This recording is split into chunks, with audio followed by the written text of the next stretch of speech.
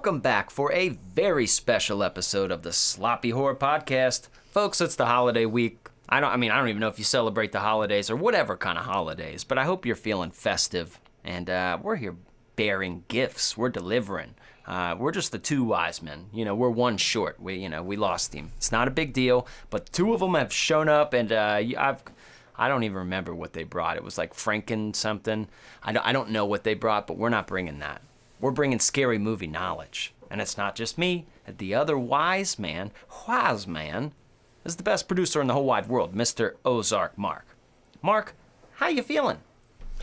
Happy holidays. Happy holidays. Happy holidays. It's Christmas time. Christmas time! Yay! Oh my God, it's Christmas time. Look at all the lights. Look at all the lights. It's the great time of year. You off work a couple days, your wallet's empty, and you buy a bunch of shit for people you don't care about. Well, you watch a lot of football. So happy.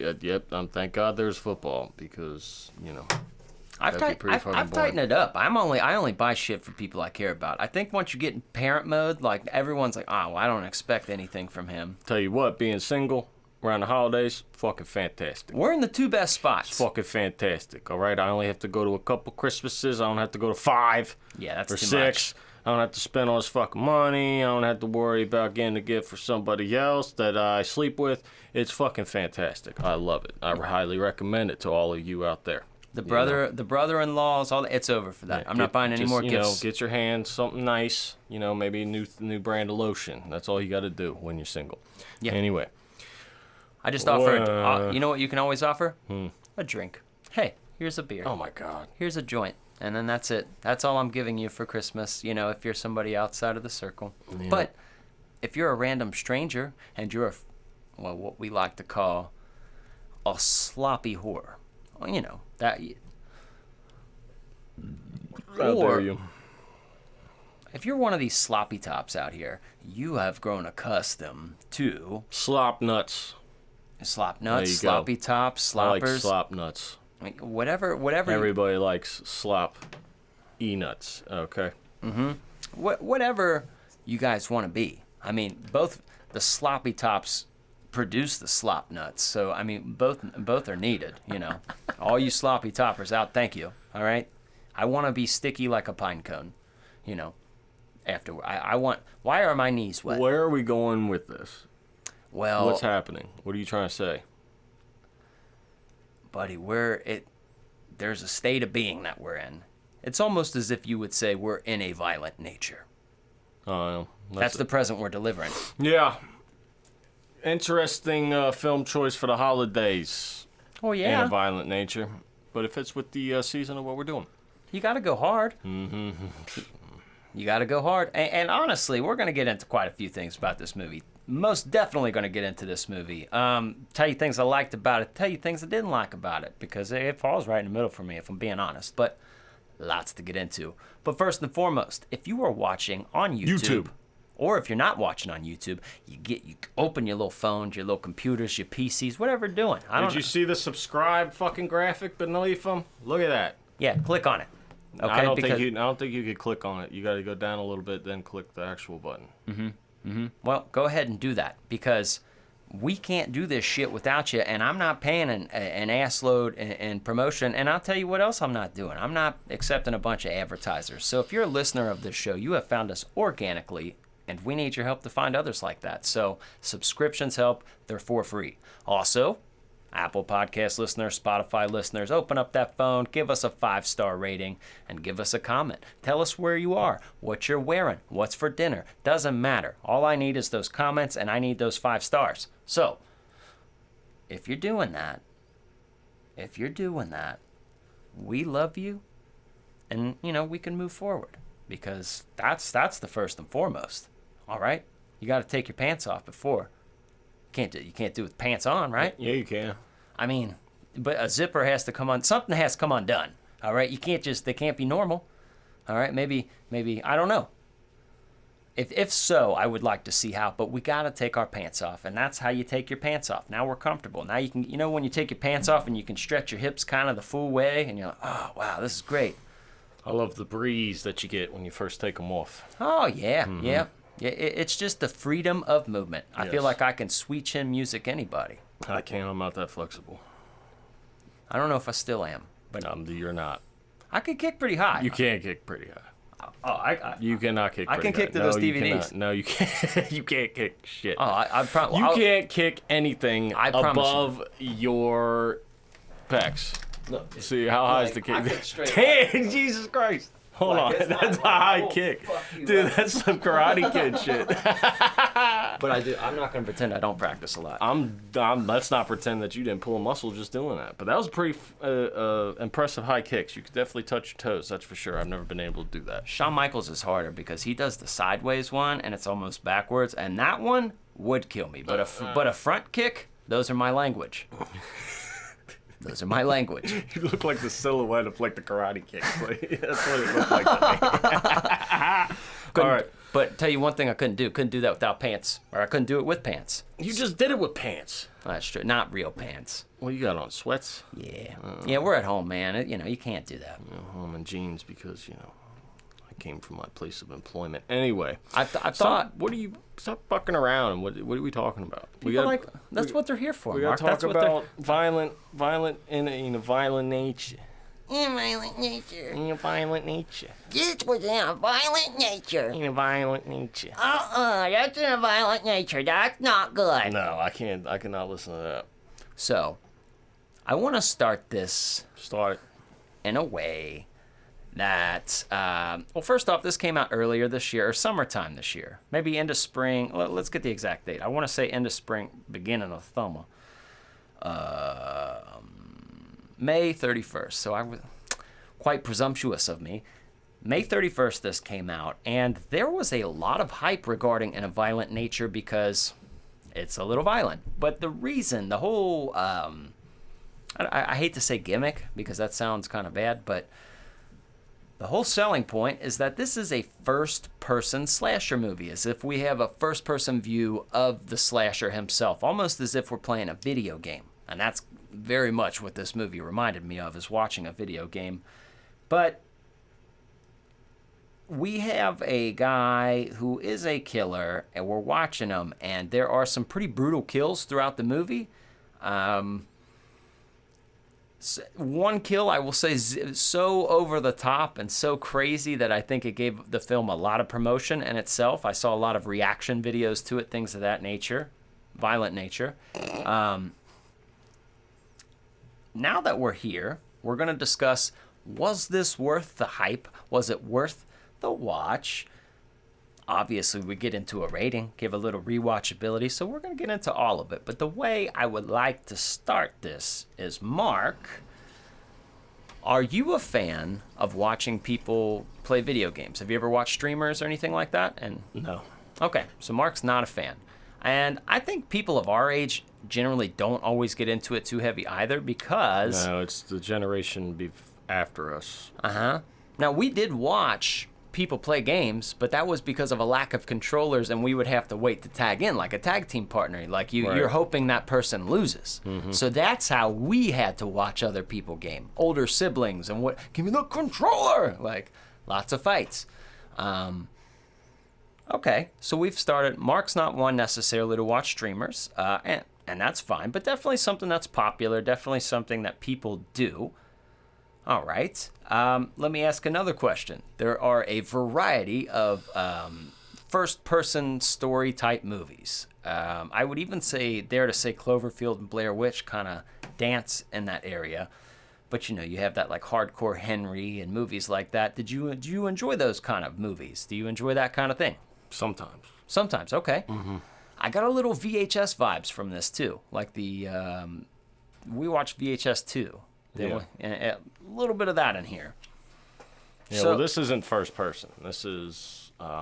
It's like third person. It's third person, because Yeah. first person is you're seeing what they're seeing, whoever you're But following. sometimes you do, though. Like, sometimes it's his eyes.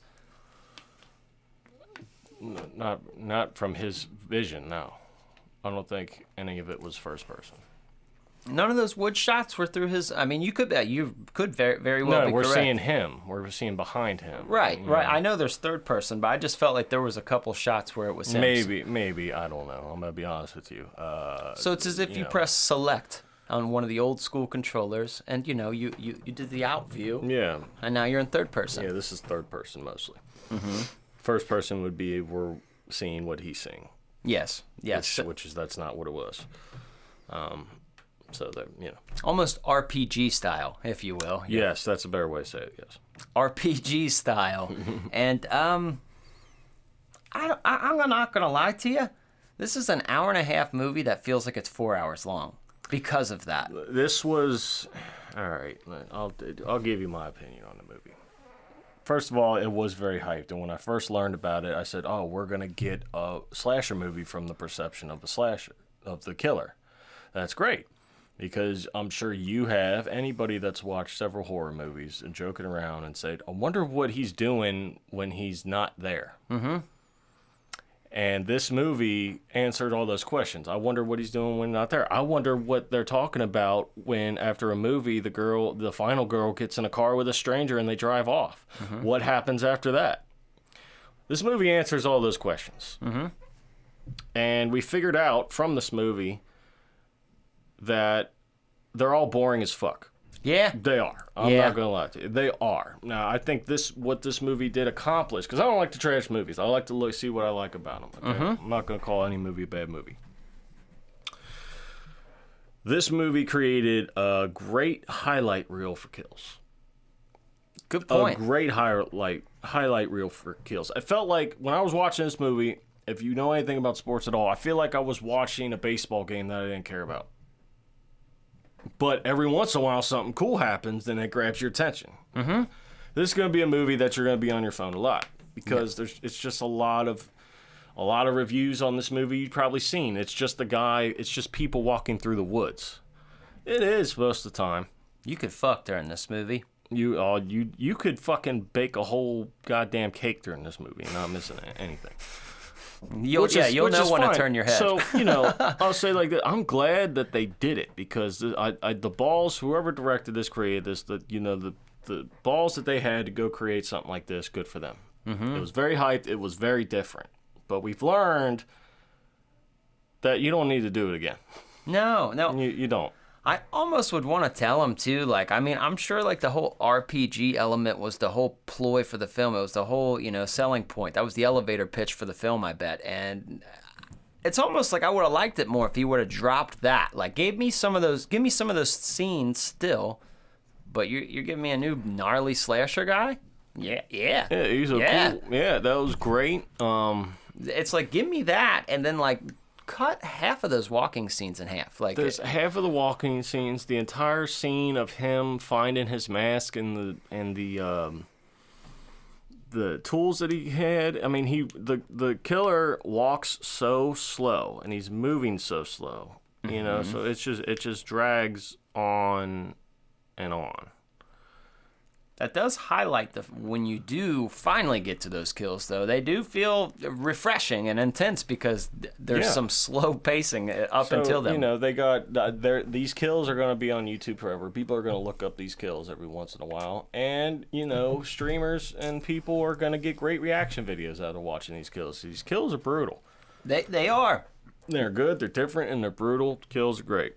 The story, there's nothing to the story, which is good for slasher, Yeah, that's really, if they kind of drop some of the RPG element and still kept them ambiguous, you could follow them throughout the movie and just like, but just give us a little something. Or have them do different shit besides walking. I don't know what you can do. Yeah. Or like, even though I love, there's moments in slasher movies that like,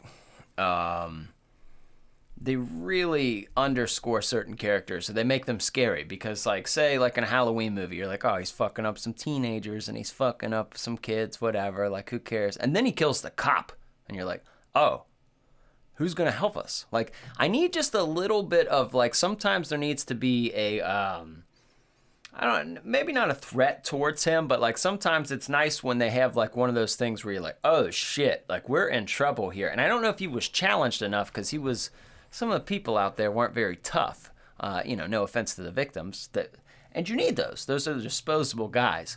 One of my favorite kills in the Halloween franchise is when he kills like the electrician guy, and I think it's the 5th one. And he walks up to him and he said, "Don't try to trick or treat shit with me. Like, don't try to Halloween shit with me." Yeah, and he just throws him. And there's another thing in here. We're not following any of the victims, really. They don't have any funny scenes. Mm-hmm. Their dialogue's not great. Yeah, you don't have moments to really care about them. No, you don't. They tried to give the backstory, and that was boring, too. Mm-hmm. I mean, appreciate the effort of it.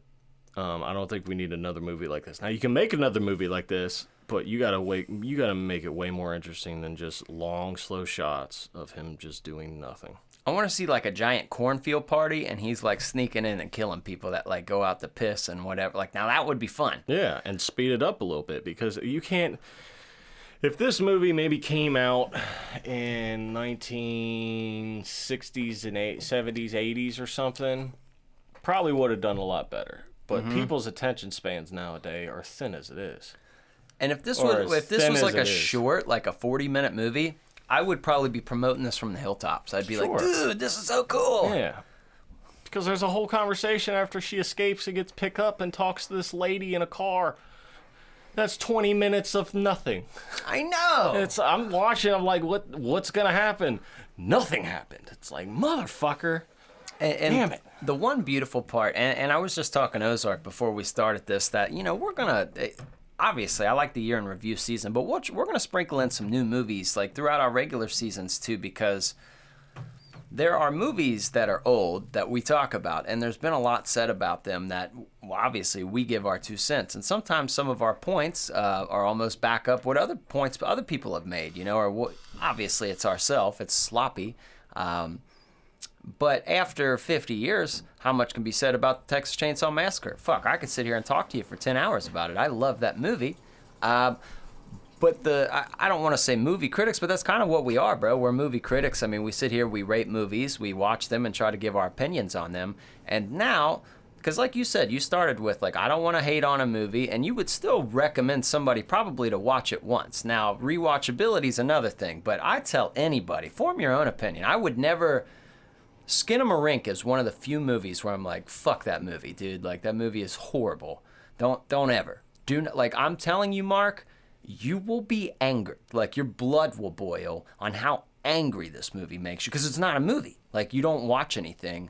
There's not, like, it's like a weird camera, like, pan to a corner of a wall while you hear things in the background. And then sometimes you get another view of, like, another wall. And then what you're hearing isn't even that crazy. I'm talking an hour and a half of that. I'm telling you, dude. It'll make your eyeball twitch. But, as you stated before, like, we're not going to openly say, fuck a movie, whatever. I like that. But it's cool that we can finally kind of critique movies and kind of give our 2 cents on it. I don't know how many people are out here talking about In a Violent Nature, but I think our opinions to the people that know us well, they will be very sincere. So, we would never just openly trash, but I like that we can kind of be honest and be like, yeah, I don't fucking like that element of the movie. I don't like that. But if somebody made a highlight reel of this movie of all the kills, that's probably going to get more views than the actual movie itself, probably. Yeah. Yep. Just to be honest. But I mean, it's still, I'm not going to trash the movie. Filmmaking's fucking hard. Oh, dude, filmmaking is fucking hard. There's still great filmmaking elements in this movie. It's still great. It's still awesome shots, great camera work. The gore is there. The makeup's good. Everything there is good from a film aspect. Plot and pacing need a little help. Yes, that was his. But I mean, you gave it a try. People wanted it. The hype was great. It was a great idea. Nobody ever did it before. No, which is weird. Yeah, but now we know why. I guess why nobody's ever did it before, because you pitch it to somebody and they're like, that's not, I wonder if Gen Z's real hyped on it, though. I wonder if there's, like, younger people that, like, because some people get home from work, they want to sit and pack a bowl, pour a drink, and they'll just put on some streamer that they like, play a different game, and maybe for some people, they're like, oh, this is my shit. Well, there's still more action in watching somebody play a game than this was. That's the thing. I mean, there's just not a lot going on. There could have been more. There could have been just more going on in it. I think it would have done a lot better in my eyes. But There's still a lot of positives to it.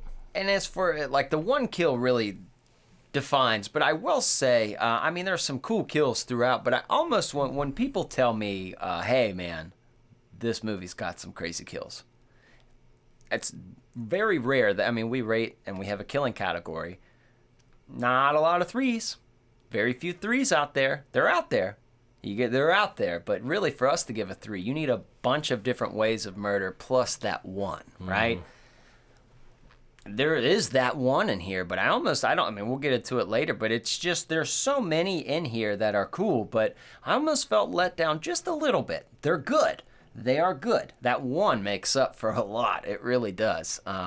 But I almost was expecting more.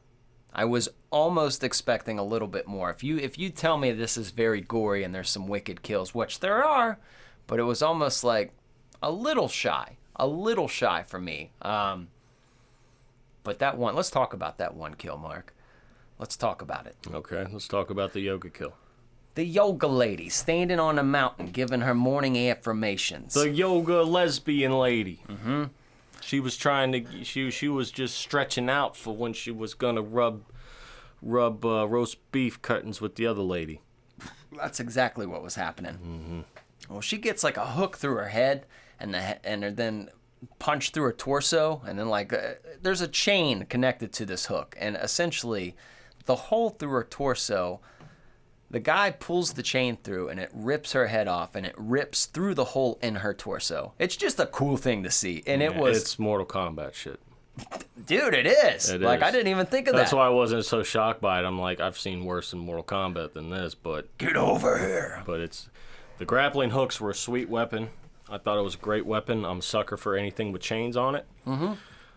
But that kill, my favorite part about that kill is after he's done, there's just a big wide exterior shot of like the quarry, and it's a big long hill, and he just kicks the body down. And then if you watch the body stops, but the head keeps going and splashes in the water. And those kind of things make a movie, dude. They do. Yeah, that was a great one. That's like the final fuck you. Like, fuck you, bitch. There's other great kills in it too. The wood splitter. Now that one was gnarly. It was, and what's even worse is the dude was alive for it, because there's a ranger, and he shot him, the killer guy, but of course, you know, he can't die because he's some spirit thing or whatever the fuck he is. I don't know what he is. But then he just like fucking digs his hand, just grabs his spine and just paralyzes him. Yeah, dude. So he's still blinking and breathing, but then he just fucking drags him into this shed, and there's a wood splitter. And if you don't know what a wood splitter is, you ever used one, it's a device where a hydraulic press presses something towards a blade, and it splits wood instead of doing it by hand. This motherfucker, but this kill scene was like 15, 20 minutes long of him doing it, which is a little bit too long. Mm-hmm. But build anticipation, he like cuts his hand off to like test it, and then he cuts his completely head off. Oof.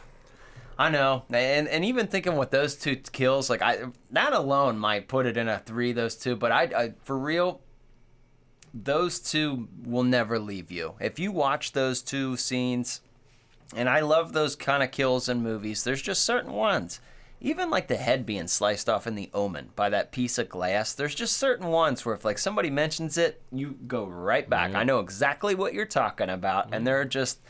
Well, iconic kills. Another kill was good too. Was when the dude was going to take a shit in the woods. He takes like a barbed wire or something. I don't know what he grabs. I forget what the tool was, but he straight takes his head off completely in half from the mouth, head off, and then he's dragging the body to this fire station with the headphones still on. So that was pretty cool to watch. I liked that one too. That was very Jason Voorhees to me, and I get a lot of Jason from this. Some dude gets his head smashed with a rock, just splat. Mm-hmm. That was good. Guy gets an axe to the head. Then dude, the best part of the whole movie, dude.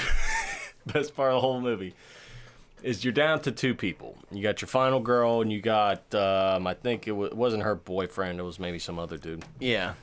But they're whispering in the woods, like, you run to the firehouse. And he does that bullshit, like, I'm not going to let anything happen to you or anything. I'll distract him. So he goes right behind the fucking killer guy. He goes, hey, motherfucker, over here. And without question, the killer, he just turns around, fucking hacks his face on. And he keeps fucking hitting his face.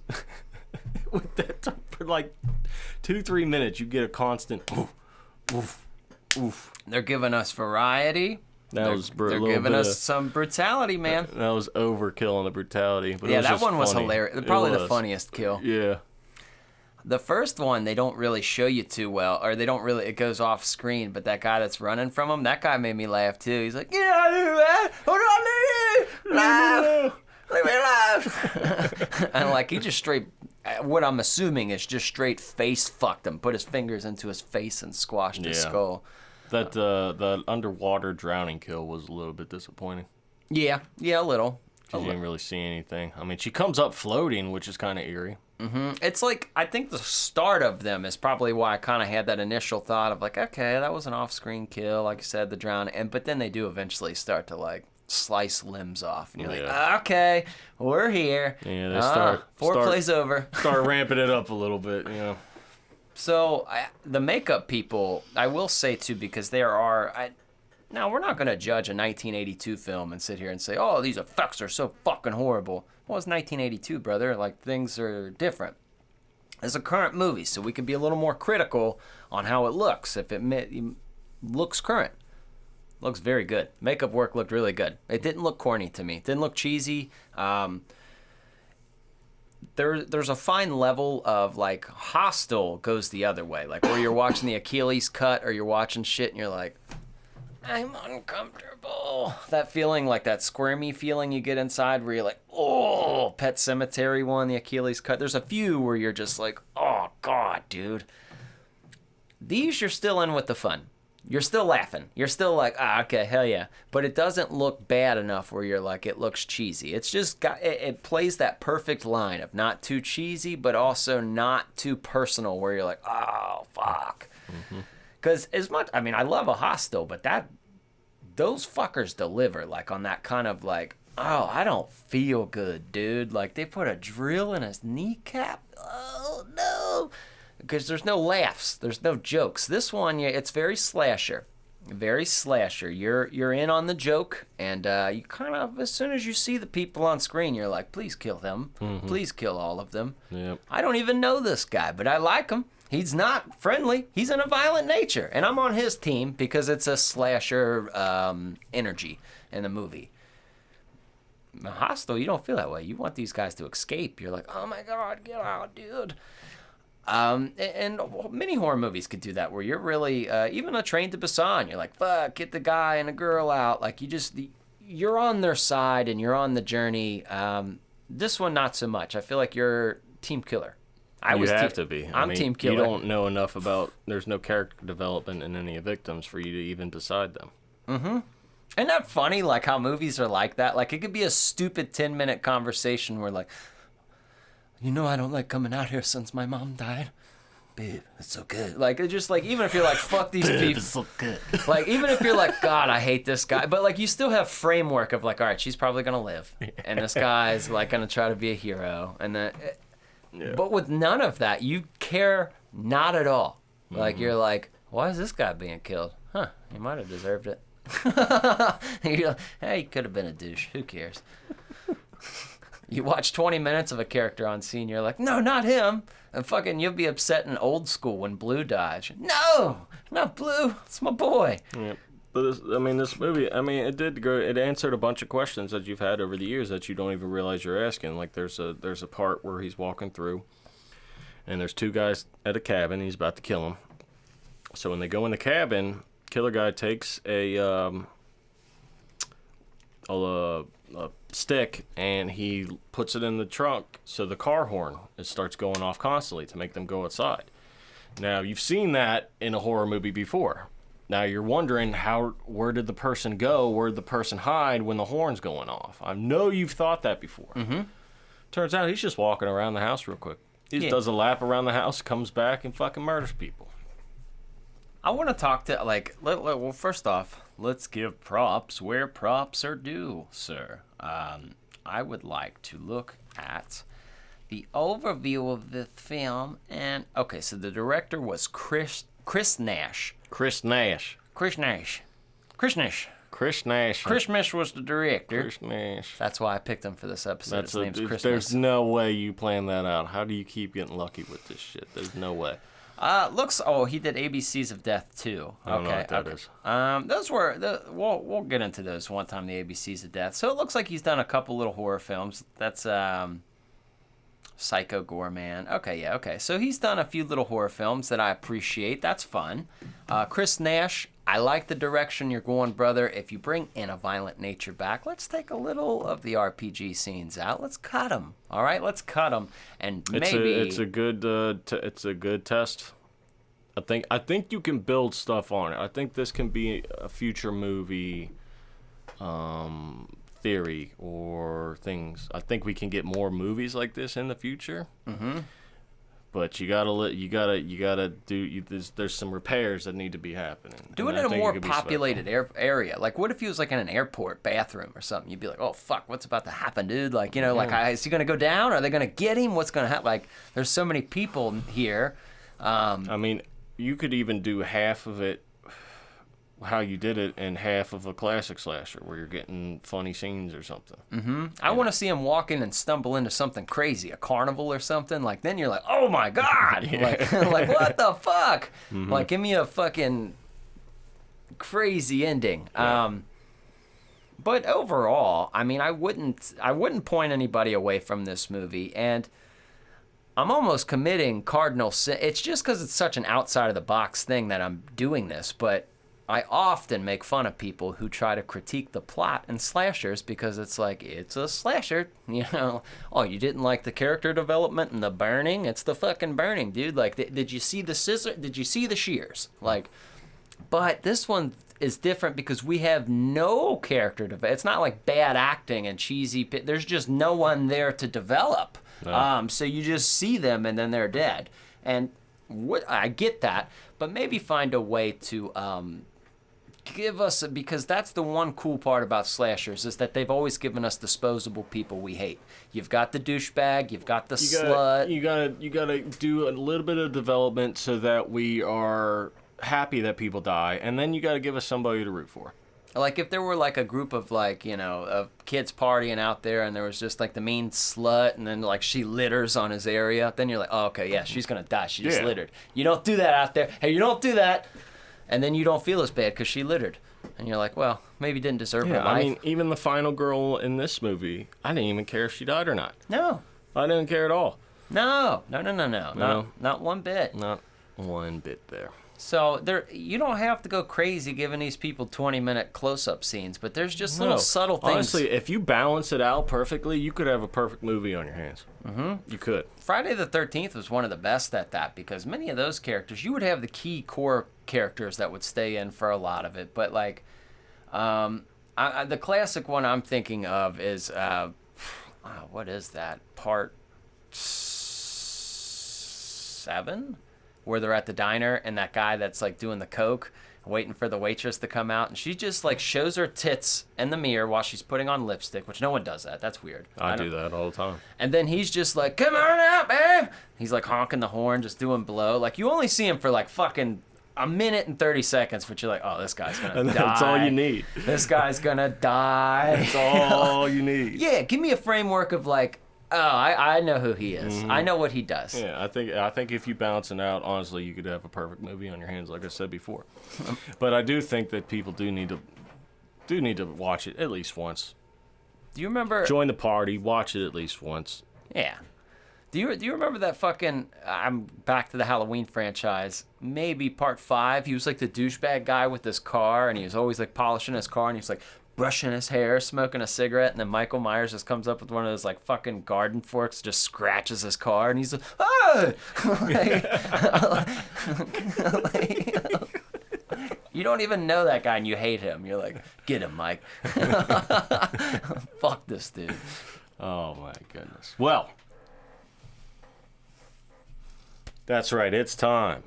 It's time to go through that portal and do our due diligence. So we're going to do it now. Sloppy horror ratings. Wowee, wow, wow. Welcome to the one and only one of a kind, world-renowned, world-famous, one and only Sloppy Horror Podcast rating. This is a rating system developed by your very scary movie companion, Christian Ramey. He's going to rate this movie on a horror movie scale, not a movie in general, so keep that in mind so you know what kind of horror movie you're getting into before you watch it. And we're going to do this on a series of 4 categories. 3 of the categories worth 3 points. Last category is worth 1 point for a total of 10 points altogether. yes. So, without further ado, for you, let's get into the first category here in the Sloppy Horror Podcast rating, and that is casting. I'm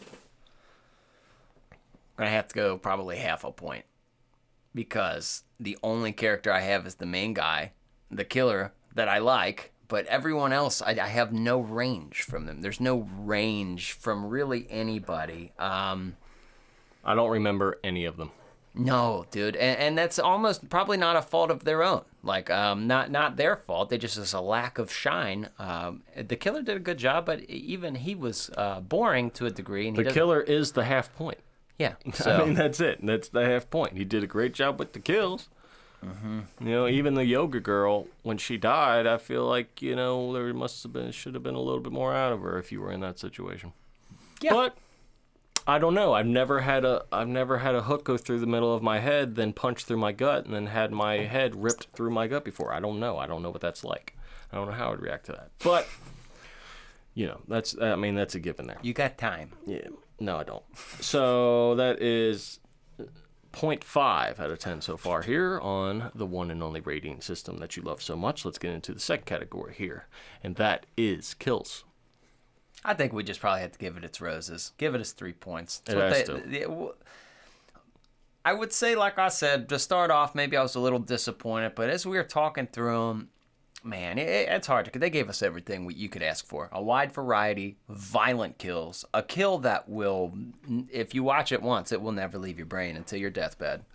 You got him throwing corpses to break glass in a ranger's office. I don't think dementia could make you forget that kill. No. Like, that was... No, I'm going to remember not more than one of these kills for the rest of my life after watching it. Yeah. And they're great. And that's not saying it's oh my God. That was awesome. Yeah. That was awesome. Yeah, falls in gnarly category. Yeah, where it you're was like, gnarly okay. for sure. So, you know.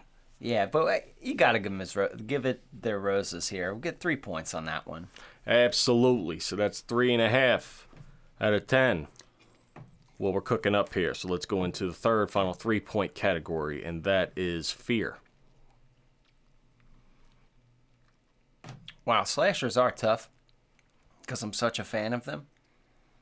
But usually when we get into this category, I try to think of if I watch this movie with my family, what would happen? I don't think anybody would be afraid, really. I don't think anybody... I almost want to maybe give it 1 point because it's current, and I do know people are sensitive to gore. I do know people don't like horror in general with some stuff, so I do think there are scary elements to it. It's so fun, dude. Like... It's so fun to us. I think for the average viewer, they've never seen anything like this. Mm-hmm. And it's very eerie. Yeah, that's it. For us, horror fans, it's boring for most of it. It is. That's it's baseline. Yeah, we're like, you should just fucking go, too. But if someone's watching, like, where the fuck is he going? What's he doing with that wood chipper? What is she doing? You know, I feel like this could be very eerie more than fear, but eeriness falls into fear. Yeah. All right, and you got a new character that some people can be afraid of. You see his face. He doesn't look pleasant. No. No, he doesn't look pleasant. He needs some milk. But there's a lot of just birds chirping too, that, you know, that old school 70s where you don't have a score much. You just hear the sounds of just nature, and that could be eerie too, and that could stir up some fear in between people. Mm-hmm. But, you know, your average person, no. But, do you like one? Is yeah. one cool? Juan. He's my friend Juan. So that is 4.5 out of 10 so far. Let's get into the last 1 point category for half a point each. And that is rewatchability. So, I personally am going to say no. But here's my reasons being. This was my second time watching the movie. it was a lot harder the second time because there were no surprises, and I knew the kills I was showing up for. It's almost as if I would want to YouTube the kills in particular if I wanted to watch that again. But that doesn't mean it's a bad movie. Some movies are one and done movies. Once again, I always say I would not. Requiem from a Dream is a crazy good movie, but I don't want to watch that again. There's certain ones where you're just like, yeah, I'm good. I got it. Human Centipede, crazy ass movie. I don't want to watch that again. I don't need to watch that again. So, not from a standpoint of hating or being overly critical of the film, because I do recommend watching it once, but I just feel like once you're shocked once, it's not going to happen again. And there's not enough funny characters like a Friday the 13th would have to make you want to watch it again. So, I'm going to go no. What say you, Olzak? You pretty much summed it up perfectly for me as well. I'll go no again. I do recommend it once. I think you do need to watch it at least once, just because it's new. It's something you've never seen before, so that's great to watch. The highlights are rewatchable. The kill scenes are rewatchable and fun. But if we're talking about the entire movie as a whole, I don't see myself watching this whole movie again. Not but I'm so not. much. I'm not saying I'm not glad I didn't watch it. I'm glad I watched it. I'm especially glad that I watched it at work because I got paid to watch it. Oh, that's even cool. So I that's love even that. worse. So that's even better. I love that. It's on Shudder. If you have it, if you have a friend that has Shudder like me and you get it for free, it's even better too. But I'll go no as well. But that's just the honest opinion about it. There's been so many times because I love Shudder and I have so many horror movies, but let's be real here. I own a big plethora of horror movies, and I am an individual who knows how to operate the internet pretty well. If we're just gonna be very vague, I can watch whatever I want, right? You sure do. But before you go any further, I have to do the graphic thing. We have to tell them what it is. Yeah. So that is a total of 4.5 out of 10 for a violent nature. Here on the Sloppy Horror Podcast, right back up in your ass. Yes. There it is. Solid score. You read it and weep if you're watching. If you're listening, it was 4.5 out of 10. There you go. Okay, continue, please. So hey there, Shudder. Obviously, if you want to take notice here, because I'm giving you guys a little bit of free advertisement. I will say with Shudder, I own so many fucking movies, and being a person who knows how to operate the internet, if we're just being coy, I can watch whatever the fuck I want without paying for it. And not as a flex, but I love horror, and I support horror, so I go to the theaters to see it. I own physical media, and I've had a Shudder account. Now, many times when I'm looking for a movie, I probably already have it or I will find a way, but there are so many times throughout our weeks where we cover movies and we do our diligence of watching them where I'm like, fuck, it's on Shudder. Probably 60% of the films I feel like have brushed that category at some point or on Shudder. It's a big help. And they do a good job at curating a big list of horror films. Now, I show big props to the companies like Tubi and Pluto because I think they've made a rise too because they're completely free. But for Shudder, it's like $6 a month. It's not free, but $6 a month to have access to that many horror movies. And then two, like you said, because you're generally watching them too, it's such a peace of mind. It's like a no-brainer spend for me where I'm like, yeah, I support that more than I fucking support a regular app. Much love Disney, but I'm watching in a violent nature over fucking, whatever's. Moana. The Big Green. I don't know. The Big Green is pretty Big Green's cool pretty movie. good, dude. That's Yeah, not a that's good example. Yeah, it's not. That's not. It's not a good example. What about? I'm watching that versus watching one of these live action new Disney movies. There you go. Now you got it. Now you got it. So, Shudder definitely worth the money, and I find that they always got the shit that we end up watching on there. But they got a lot of originals. Last week was Destroy All Neighbors. They curate and they team up with people who are making horror, and I hope when, Sloppy Horror Boys, when we throw down on this horror movie, because, the inspiration for, the main movie I'm trying to come out with, the inspiration for that was from working a job that I worked years and years ago. I'm back at that job now, and it's like I've been flooded with all these sources and all the like just all those feelings again. I'm getting very serious about that, so hopefully Shudder takes us just as serious when we try to make that, because they do a great job at finding independent filmmakers and really promoting their films. Because as we said before, like on a Netflix or something like that, all they generally have are buzz titles. Oh, did you see the Menendez brothers thing? Oh, did you see like Tiger King? Whatever the latest thing is, and the rest of the world wants to keep up. Well, a random movie on there might be on there 90 days. Then where's it go? You don't know. Shudder does a really good job at keeping shit on there, and especially their originals and stuff. So that's really cool, man, because those B pictures need a place to shine, especially ones that probably aren't going to theaters. Like, you have to see it somehow. And you remember back in the day, dude, people would get paid from their paycheck, and they would just go buy movies. People would buy movies. Like, that's not that crazy. People would just buy movies. People would buy movies they hadn't seen before. Like, you remember that? Like, people like, oh, this new movie, I'm going to get that. Because they cared about their collection. They wanted their collection. But in doing that, you would have those people that, like, you'd go over and hang out one night, and they're like, dude, you ever seen Frailty? You're like, I've never even heard of that. What's that about? And they're like, dude, check this out. And that's how we would find those movies. Now, it's harder because they're in the big ocean now, and sometimes they sink to the bottom. So I'm very appreciative of the certain lower, or where lower tier movies can shine on an app, because we're in a new world.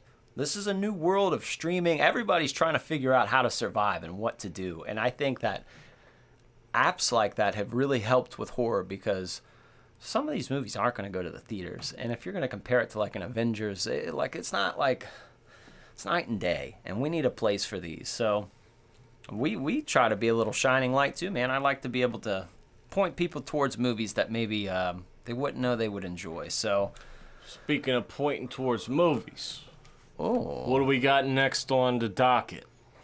The next on the docket? That's a good question. Santa's fat ass is bringing his way around here. You got it. Santa. You might have a Fandango gift card or something, or a Voodoo gift card up in your stocking, so you can watch the next movie. What's the next movie?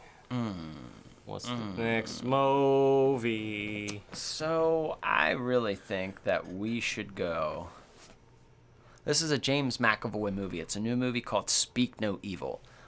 This is not a low-budget B picture. This is a movie. Almost not. I don't want to say M. Night Shyamalan, but it feels. That was in theaters recently, wasn't it? Okay. I know It's got like an M. Night Shyamalan kind of feel of like, it's very tense and it's very like, probably won't score crazy high in kills, but it's tense, and I think it's a palpable fear. It's not like you're on a spaceship with a demon who's like, you're on no journey there. It's pretty simple to be like, oh fuck, this could kind of happen. Yeah, that looked like a realistic fear movie when I saw previews for it. So and I'm not gonna lie to you. I mean, I would say it's probably finishes in my top 3 of the year. I mean, we'll assess that more next episode, but I was very impressed. I saw the trailer barely, and I was like, cool, whatever. I'll throw this on. Watched it.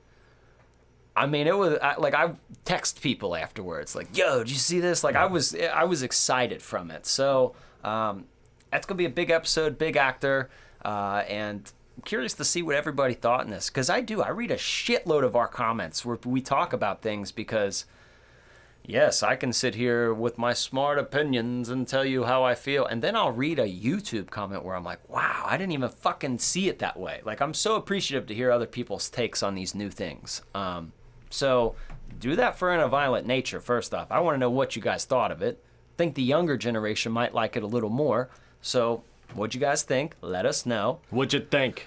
And then make sure that you watched it, Speak No Evil. I don't remember where I watched it or what it's streaming on. Whatever. Everybody's got. Just put it in the answer machine. It'll tell you where the fuck it is.